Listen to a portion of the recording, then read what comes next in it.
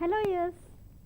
I am C. Sri Lakshmi, TGT Social Studies from Jangamed, part of Material Research and Development team, here today to give my presentation. So, before we start our today's class, I'd like you all to do one activity. Ready? Please be seated wherever you are, but try to sit straight. Please put your back straight. Then slowly close your eyes. Now go back into the time. It is around 1950 now, so nearly 70 years ago. Your father is working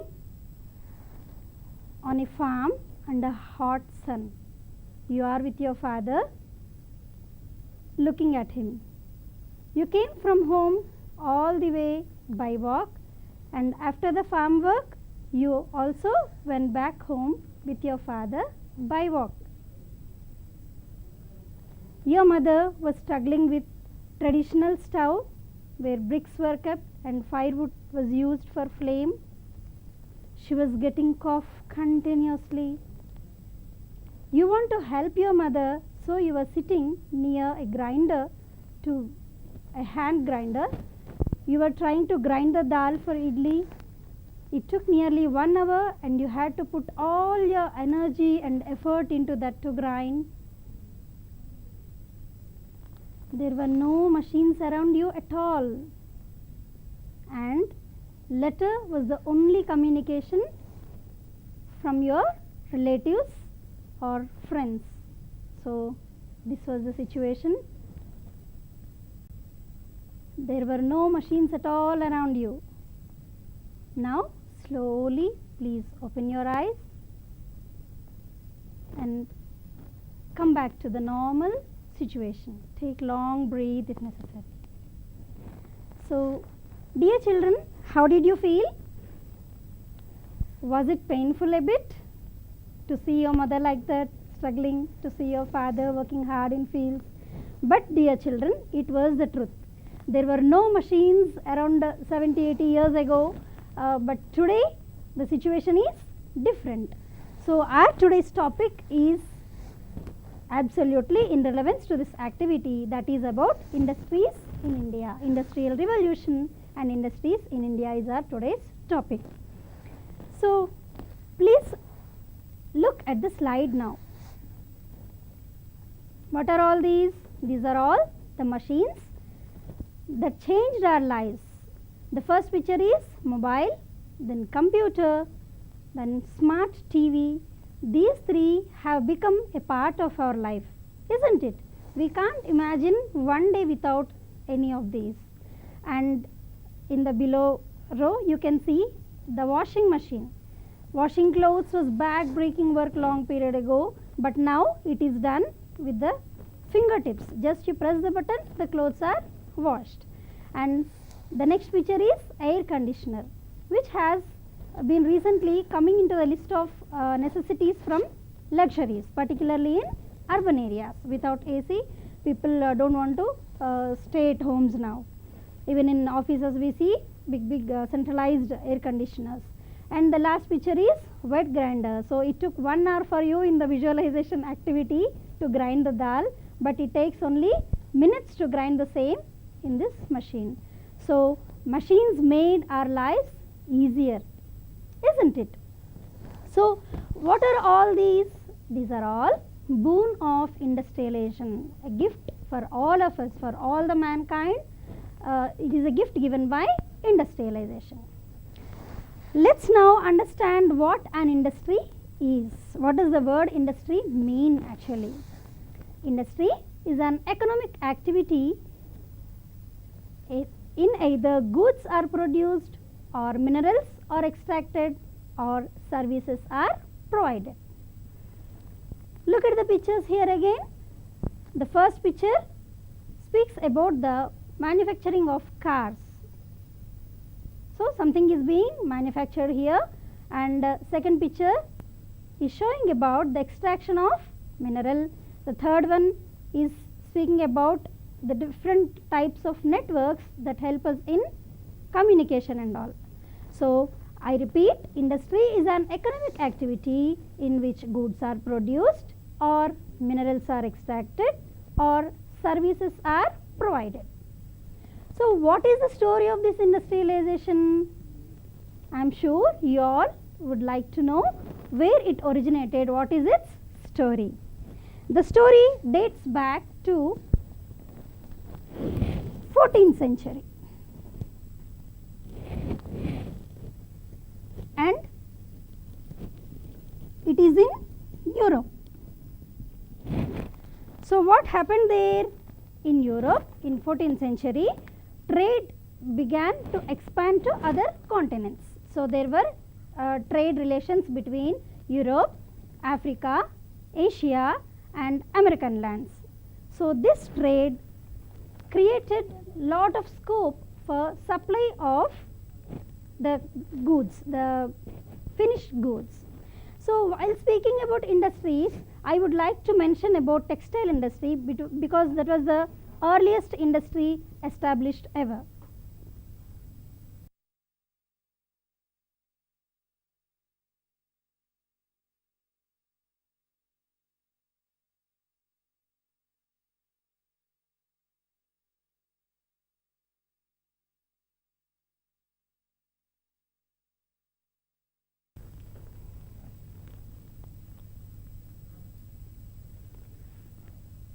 Textile industry was the first ever industry established. So, let us listen to its story. So, around 14th century, the traders used to go to different places. They used to go to different places to different people to get the cloth manufactured. For example, they took material from suppliers. They took cotton from suppliers. From them, they used to go to spinners for getting the yarn spun. From spinners, they used to go to weavers, the people who used to weave cloth. From them, they used to go to dyers, one who colored the clothes. And from there, traders used to get the things packed and they used to send to other places for sale. So, this was all done in different places and the system was called putting out system. What is the system called? Putting out system. The system in which things are not manufactured in a single place. But gradually traders thought it takes lot of energy, lot of time to move to different places like this, and they thought of bringing them all together under one roof so that they can discuss about their requirements and make the production more efficient. So, once they all started coming together, those early factories were called manufactories. The earlier factories were called manufactories. The places where all the people doing different tasks come together and do together, discussing with each other about each other's requirements. So, these manufactories refer to the period proto-industrialization. This was the period where industrialization was spurting. After proto-industrialization, slowly machines were invented, and the later period we call it factory system of production. The later system is called factory system of production, which we call today's industries. But this did not happen quickly or easily. It took long time and great efforts were put in for today's industries to take shape. So, the important inventions behind these factories are very interesting. There were very big machines, as you can see on the screen, cloth, so that they can earn more and more money. They started employing people more in number too. They thought if there is some machine which can spin the yarn quickly and easily. We can make, so you find usually both the names associated with it. Richard Arkwright improvised the model of spinning jenny. So this dream came true. Now they were thinking it takes lot of effort to turn these machines with hands or legs. How great it would be if these can be turned on, the machines can turn on themselves. So this dream also came true in the form of invention called steam engine by James Watt. Steam engine helped the machines to turn themselves. The power of steam turned the turbines. So these are the two most important inventions which led to the industrialization. But early factories were not good places to work. There was lot of pain among the workers because the timings were terrific, and even young kids were employed. They were treated very badly. They were beaten, and their needs were not at all taken care of. So gradually, however, child labor was abolished, but it also took long period and long struggle to make it possible. So this is the early story of industrialization. So where did it take place? You can see the pictures of spinning jenny and steam engine here on the screen. And you have a question here, an interesting question: why first in Britain? So as I was telling you, it happened in Europe. Britain takes the credit of leading the whole world in industrialization. Then immediately the question comes to our mind: why only Britain? Why Britain was first in getting industrialized? It's a quite reasonable question. The answers are many. Agricultural revolution took place in Britain. These inventions were done in Britain. Iron ore was available in Britain, and the political stability was there in Britain. In all other countries there was some or the other fights going on, or maybe protests going on. There were cries of many crises were there, but politically there were no crises at all in Britain, and it was the convenient place to for industries to develop. And their naval base was also quite good. They were supreme in their naval power. So these are all some of the reasons why Britain led industrialization. The next question that comes to our mind is: when did it begin in India? Isn't it? We would definitely like to know, when did industry start in India? And the answer again dates back to 15th century.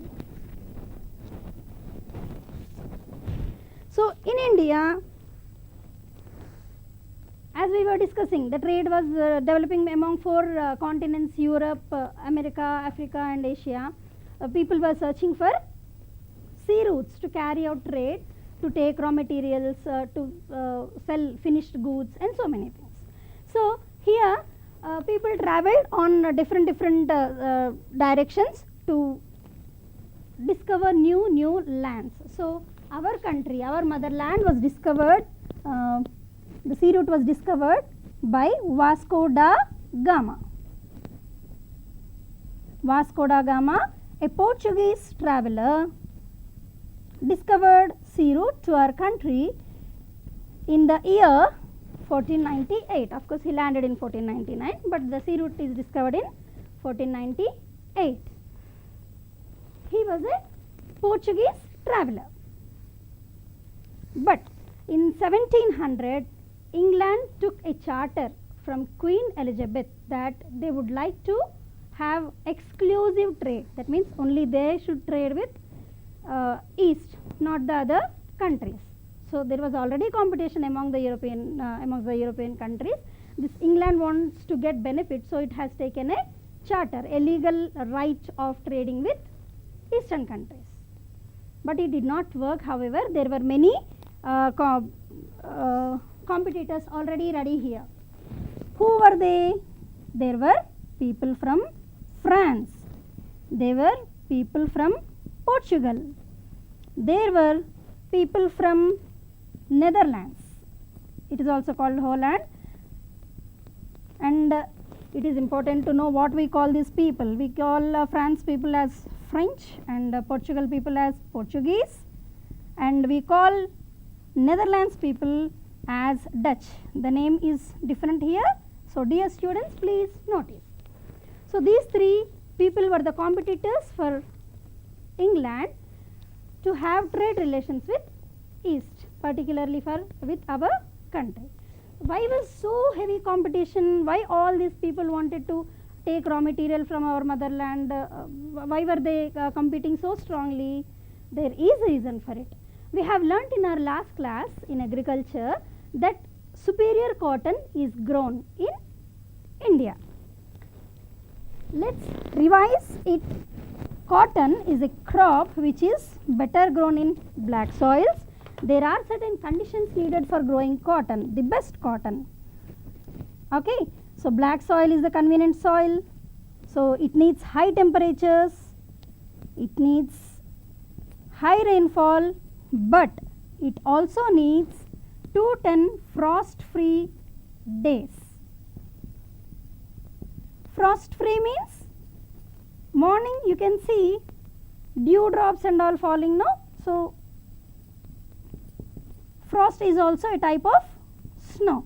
So these frost-free days, 210 frost-free days are needed. That means high temperature is needed for cotton, for special good cotton to grow. So the quality of cotton in India was superior, and that's the reason all the countries were competing to get the cotton from our motherland. When they came here, they were just carrying cotton from here. Not just cotton for that matter, there were other things also we discussed in the earlier class. So what are the things that were traded? Spices, silk, and many other things, but this was given top priority because everywhere there was industrialization. The earliest industries were cotton mills. So gradually they thought, instead of carrying bales of cotton, they can manufacture the cloth here, and they can it will be easy for them to carry to markets of other countries. So first cotton mill was established in Bombay in the year 1854, and by 1900 the number grew to 84. So many mills in and around Bombay were established, cotton mills, and not only in Bombay, even in other cities. So in other cities nearby there were cotton mills established. In the year 1861, as you can see on the slide, the mill was established in Ahmedabad. So these were the early industries established in India. There is one more important industry about which we need to mention surely, and that is first major iron and steel industry. Iron and steel industry is very important because it is necessary to establish any other industry. Machines are all made of iron and steel, right? So it's important to mention here about this particular industry, and that is TISCO, Tata Iron and Steel Company. So even today it's ranking, of course, second in this iron and steel production. So TISCO was the oldest industry for that matter in our country. It was established in 20th century, in the beginning of 20th century, and the production started in the year 1912. Steel was produced in the year 1912. It's surprising to know that within the span of 7 years, the production was so large because British people wanted more and more iron and steel. There are two important reasons for that. One, expansion of railways was being done during that time. As you know already that either for tracks or for coaches they need lots and lots of iron. And World War I was also going on from 1914 to 1918. There were certain war needs also for British people. So these two are the reasons why TISCO could flourish. There was continuously demand and supply too. By 1919, around 90% of the steel produced by TISCO was purchased by the colonial government.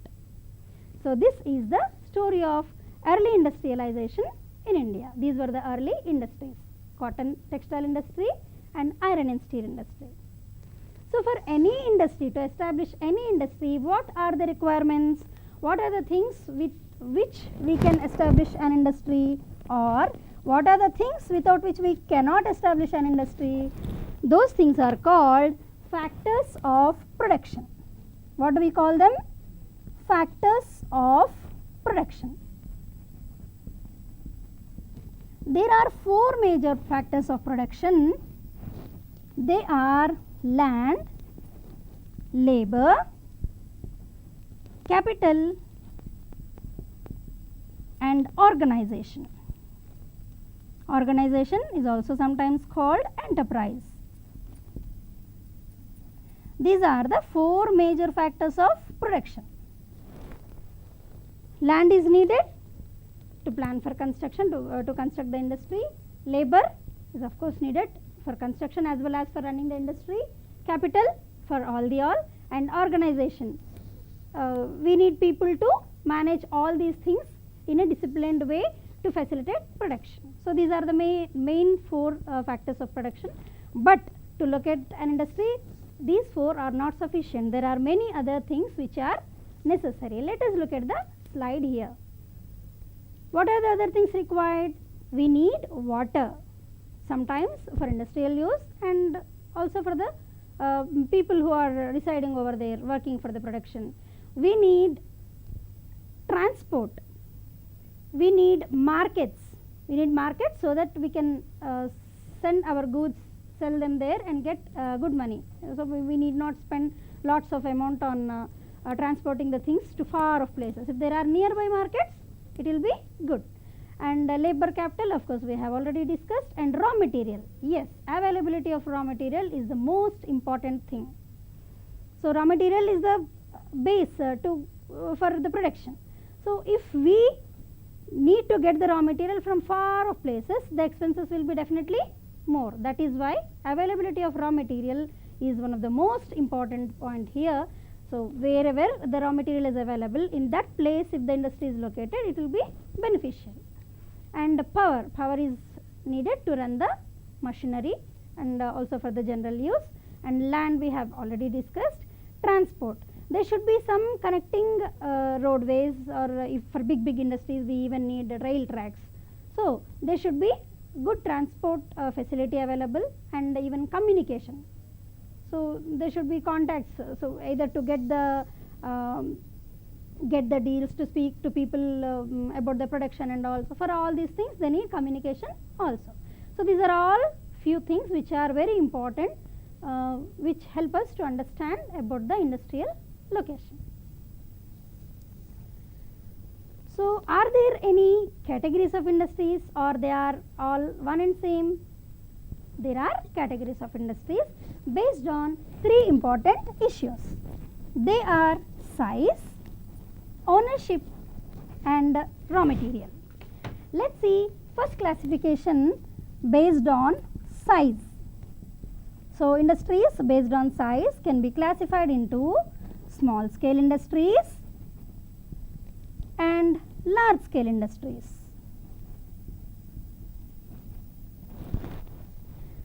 Small scale industries mean the industries in which less capital is involved, less number of people are involved, and the production is also less, minimum. And large scale industries are the industries in which all are more. The land involved is more, the machinery is heavy, capital involved is more, number of people are involved, and the production is also very heavy. The examples can be for small scale industries, maybe toy making, small food processing units, basket weaving, or handicrafts material. As you can see, the handicraft material here made by these bamboo sticks, or we can see bags and different types of showcase items are made of bamboo things, handcrafts, and some toys are also made. So this is the toy of the dry grinder. We were discussing about wet grinder in our visualization activity. This is the toy of dry grinder. In olden days it was like this. So dal was put here and it was grinded like this. So these are some of the examples of small scale industries. And coming to large scale industries, big machinery or maybe railway coaches and all are manufactured. See, of course this is a model, this is a toy, but big coaches and all are manufactured in large scale industries. So I hope you got the difference. Small scale industries are the industries in which the capital is less, number of people involved is also less, and the production is also less. Now let us go to the second categorization, that is based on the ownership, and there are three categories in this. They are private sector, public sector, and cooperative sector. Private sector industries are owned by private people. They are owned by private people and they are run by private people. They don't have anything to do with any other people. If there is loss, they face, and if there is gain also they enjoy. So one known example for private industries for all of you can be this one. Most of you might have seen Priya Pickles. Okay, this is an example for private industry. And public sector industry is the industry in which there is partnership in the ownership with government and normal people, civilians. So there is a sort of partnership between the government and other individuals in public sector. And cooperative sector is a sector where people who produce raw materials, who supply raw materials, or people who work with that together, they own and they run the industry. So that sector is called cooperative sector. So a good example for cooperative sector is again here Amul products. You can see on any of the Amul product it will be written, this is Cooperative Milk Products Union Limited. So if next time when you buy Amul ghee or Amul ice cream or Amul butter, you can see that it is written there, Amul Cooperative. So these are the three types of industries based on ownership. And the last but most important categorization is on the screen. Please look at the screen. The third classification is based on raw materials. There are four types: agro-based industries, mineral-based industries, automobile industries, and information technology industry, IT industry we call it. If the raw material is from agricultural sector, we call it agro-based industry. If the raw material is from minerals, mining and all, we call it mineral-based industry. And if it is manufacturing of vehicles and all, we call it automobile industry. And if it is regarding the providing of services, communication and all, we call it information technology, IT industry. Let's look at them, look at each of them in detail. First, agro-based industry. Though there are many agro-based industries, textile industry is given top priority. Even in this textile industry, there are two important things, cotton and jute. Of course, silk is also there, but cotton and jute are the most important agro-based industries. And textile industry is the only industry which is completely self-reliant. Right from raw material until the finished goods, everything is available within our vicinity. We need not import anything and make something. And regarding jute, I might be sure that all of you might have seen these types of threads at your homes. So this is made of jute. What do we call sutili in Telugu in our mother tongue? So this is made of jute. So many large such ropes are made with jute, and even textiles are also made out of it. So jute, regarding jute, India is the largest producer in the world, largest producer of jute in the world. But this textile industry has a rapid development. There is a negative side too. Negative side of the coin is that it is a blow to handlooms. As we can see many times, Pochampalli weavers or some other people who are already at disturbed state because of this blooming textile industry. The intricate designs made by hands are now made with machines easily with less effort and less capital. So That's the point here. And the next agro-based industry is sugar industry. So India is the second largest producer of sugar and largest producer of jaggery and khandasari, what we call this white patti ke bella we call in our local language. So jaggery and khandasari are the things for which India is the largest producer, and over 460 sugar mills are located in India, out of which 60% are present in UP and Bihar. So what do you understand by this? As we were discussing about the location of industry, we discussed that raw material is the most important thing which decides the location of the industry. So sugar industry is located mostly in UP and Bihar. That means the raw material is available in plenty there. It is also important to understand that whether the running of industry, the flourishing of industry or closing, if it gets closed down, the reasons are the factors of production or the factors that influence the location, what all we have discussed until now. If all these are good, the industry flourishes. If any of these are in troublesome situations, the industry may be dull in production or sometimes it may be closed down. You might have heard so and so industry is closed down, now the production is not there. So that's the reason. All these factors have their importance in running of the industries. And the third categorization is mineral based industries. So the 5 major mineral based industries are iron and steel industry, chemical industry, aluminum smelting industry, fertilizer industry and cement industry. Let's look in brief at each of them. So first one is iron and steel industry. We have already discussed its importance because this is needed to manufacture all other machinery, isn't it? So it is called basic industry.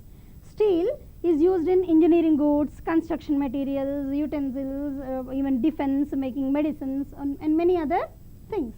So all these sectors have usage of steel.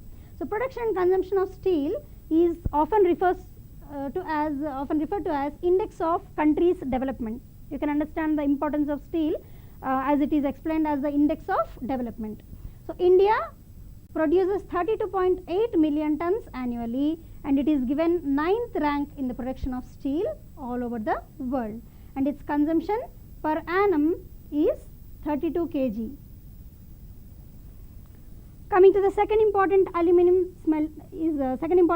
aluminium smelting industry. So this is also called a metallurgical industry, and aluminium has got special qualities which makes it so helpful in using it in many things. It is light in weight, it is resistant to corrosion. Corrosion means getting rusted. It does not get rusted.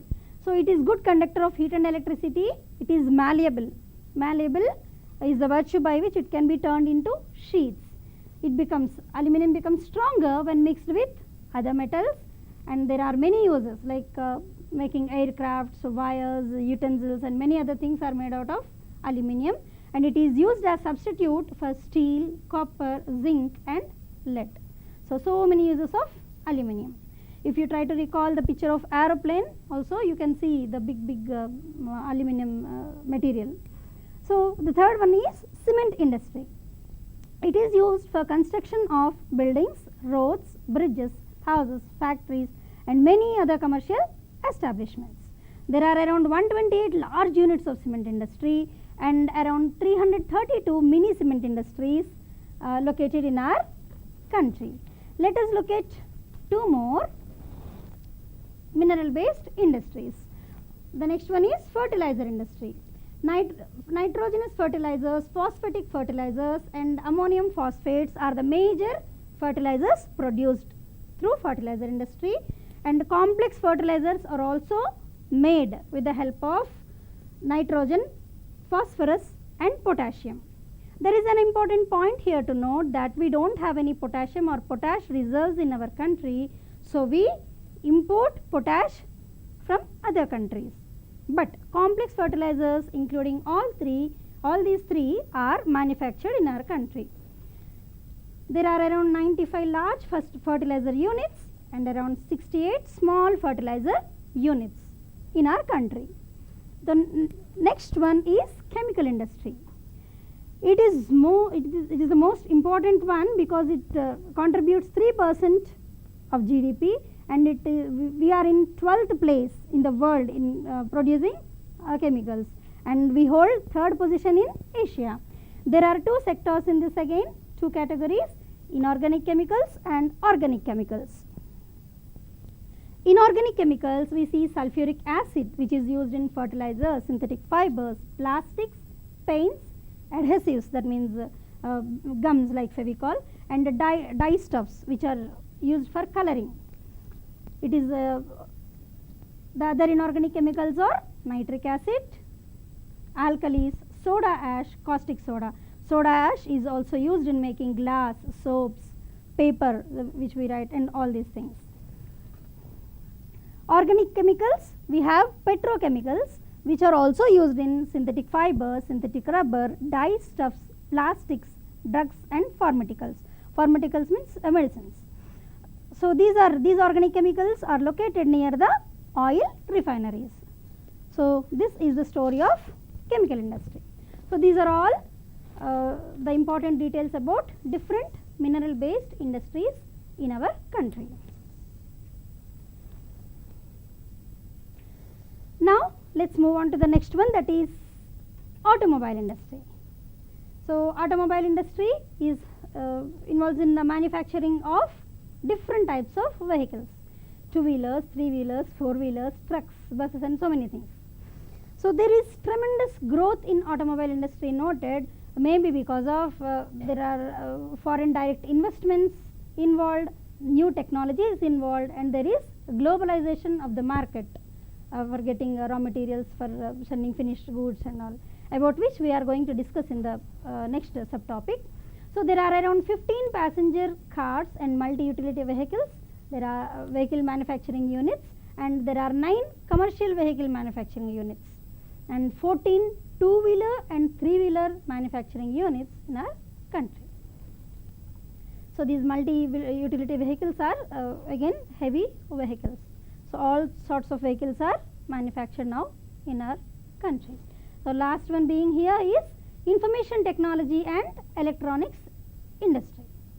So from transistor sets to telephones, pagers, televisions, computers, and present day mobiles, laptops, all these things are manufactured, are served, and Bangalore has become electronic capital of our country, and there are around 18 software technology parks from where we get single window services, high speed data facilities are available, and around 1.5 crore people are involved in this IT sector. So many people get employment here in this IT sector. So these are the major things about different industries in India. Let's have a look at them in a map. Here I don't want to mention the names of the places. We will look at the map in a different angle, in a different dimension. As we were discussing, availability of the raw material is the most important factor of establishing an industry.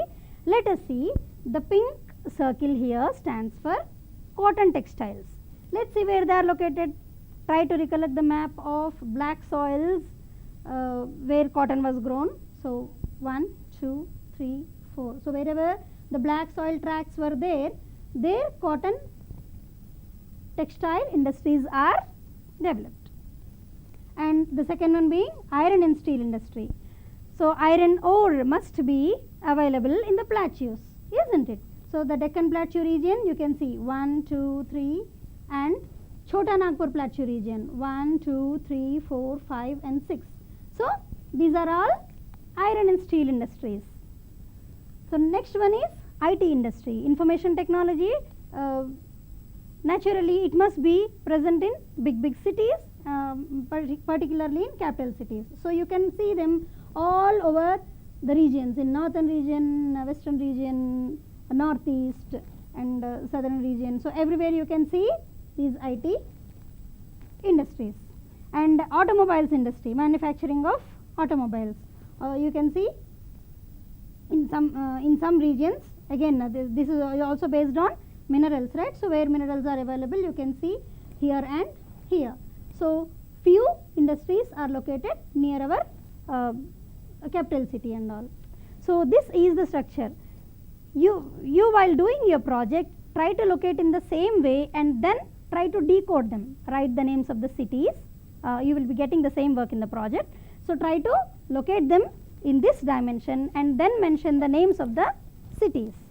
It will be easy and meaningful for you to understand as well as to learn. Let us now look at the industries in Telangana. So, textiles and apparels, spices, horticulture, vegetables and fruits and poultry farming are the major agro-based industries. Mines and minerals, Singareni collieries and pharmaceuticals are some of the mineral-based industries. Automobiles and auto components industry are some of the automobile industries.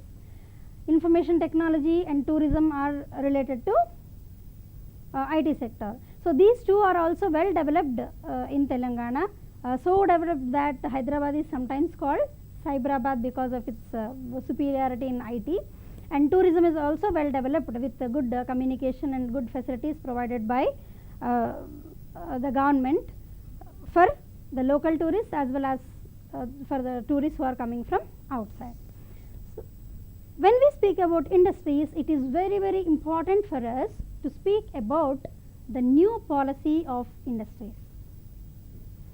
When we got independence, the situation of industries was different. That means, let me explain you with an example. If I, you or your friends together, we want to start an industry, can we just come together, gather some money and start an industry? No, we need to get prior permission from the government. So, earlier when we got independence in 1950s, 60s and 70s, the rules for all these things were very difficult. The licensing system was very tough, and there were many administrative hurdles which led to even bribery, and new entrepreneurs were not allowed to come. I wish to tell one important thing here. We often see this word, but it is pronounced as entrepreneur. Means one who runs the organization, establishes or runs the organization. So, there were many administrative hurdles. People were not allowed just to start like that.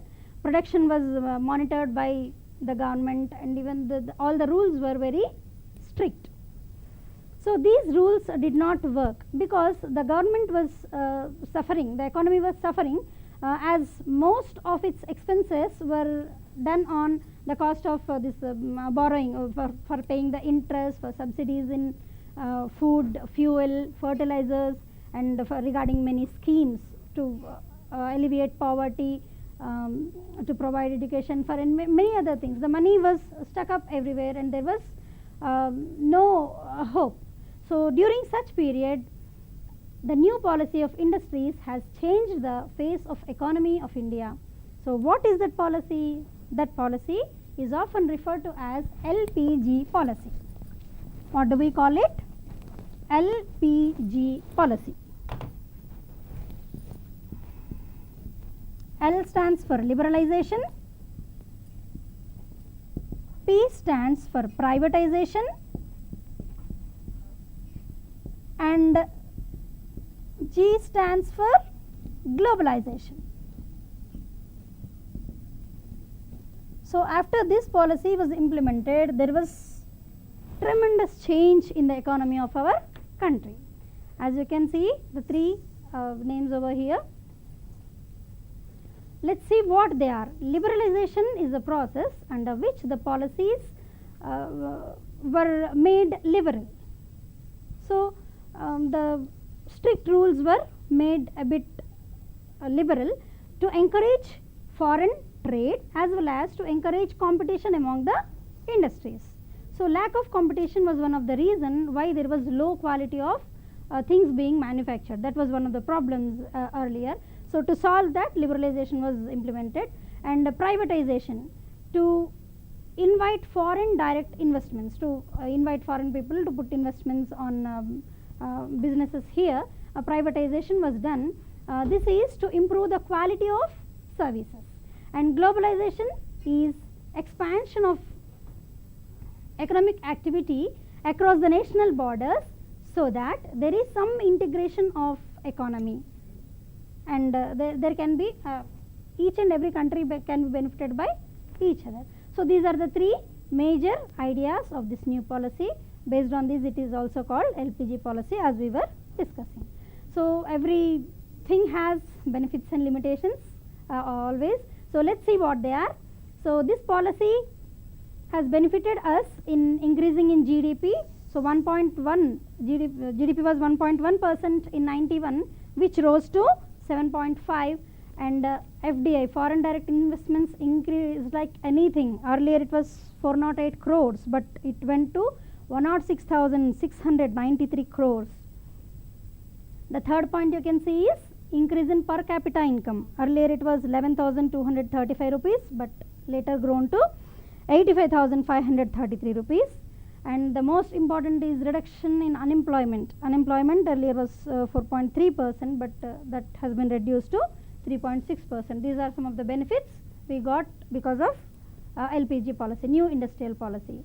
And the limitations were low growth of agricultural sector, and there was a threat from foreign competition. The local goods were not given much priority, not purchased, and there was adverse impact on environment. So pollution is one of the major issues. So air pollution, land pollution, water pollution, noise pollution, all these things, and increase in economic disparities. The skilled people were getting more and more opportunities, and there was always the gap was widening between the rich and poor. Rich were getting richer and poor were getting poorer. This is one of the major disadvantages, limitations. And let's analyze it in other dimension too. So while speaking about economy, we discuss the things, we analyze the things under three sectors. So earlier in 1972 and 73, agriculture sector was 41.4%, it was contributing, industries 22.8%, and services 35.8%. So you can see change in the service sector has improved a lot. So improvement in service sector means more employment, and more employment means more income and more development. But agricultural sector needs to be balanced too. So in 2011-12, you can see the industrial sector also started contributing more. So this is one way of trying to understand the things. And before closing the session, I would like to tell you one important thing. That is, gone are the days where students used to dream, I should study well, I should get a good job. This is the time for you all to turn into entrepreneurs, so that you can create employment instead of searching it. And some of the most important entrepreneur skills are organizational skills, leadership skills, communication skills, and many other things. So you need to try in this direction. Along with academics, I would suggest you all to concentrate on developing all other such skills, social skills, entrepreneurial skills, so that you can tomorrow become a creator instead of becoming a person who is searching for a job. So I wish all the students, all the future entrepreneurs the very best. I wish you all the very best again. And now it's time for you to take project work. Trace out the industrial revolution in your own words. I repeat, trace out the industrial revolution in your own words. Second is, write an essay on industries in India. Write an essay on industries in India. Locate the major industries on the political map of India. Locate the major industries on the political map of India. With this I conclude. I thank Telangana Tribal Welfare Residential Organization Society and Telangana Social Welfare Residential Organization Residential Education Institute Society, our beloved Secretary Sir, Dr. R.S. Praveen Kumar Garu, for providing such opportunity for us teachers to be with the students in this Corona crisis. I thank TSAT people for their patient recording, and I thank all the viewers for being with me. I thank all my dear loving students for being with me. Thank you all. Thank you once again.